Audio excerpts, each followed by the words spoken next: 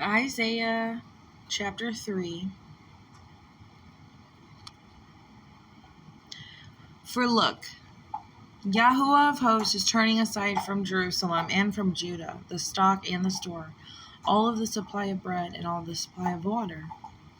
The mighty man and the man of battle, the judge and the Nabai, the prophet, and the diviner and the elder, the commander of 50, and the highly respected man, and the counselor, and the skilled craftsman, and the clever enchanter.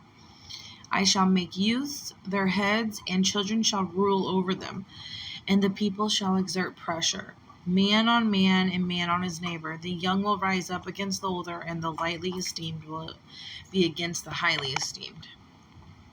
When a man takes hold of his brother in the house of his father by the garment, come be a chief over us, and let this ruin be under your hand.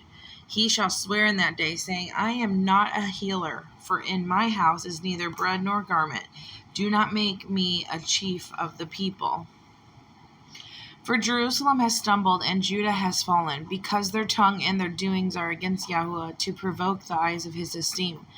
The look on their faces witnesses against them, and they declare their sin as Sodom. They do not hide it. Woe to their being, for they have brought evil upon themselves. Say to the righteous, it is well, for they eat the fruit of their doings. Woe to the wicked, evil, for the reward of his hand is done to him. My people, youths exert pressure on them, and women rule over them. O my people, your leaders lead astray, and swallow the way of your paths. Yahuwah shall stand up to the plead, and is standing to judge the peoples. Yah enters into judgment with the elders of his people and its heads. It is you who have eaten up the vineyard. The plunder of the poor is in your houses. What do you mean by crushing my people and grinding the faces of the poor, declares Yahuwah. And Yahuwah says, because the daughters of Zion are haughty and walk with outstretched necks and seductive eyes, walking and mincing as they go, making a jingling with their feet. Therefore, Yahuwah shall smite with a scab the crown of the head of the daughters of Zion, and Yahuwah expose their nakedness. In that day, Yah takes away the finery of the anklets and headbands and crescents, pendants, bracelets, and veils, the headdresses and the leg ornaments and the sashes and the perfume flax and the amulets,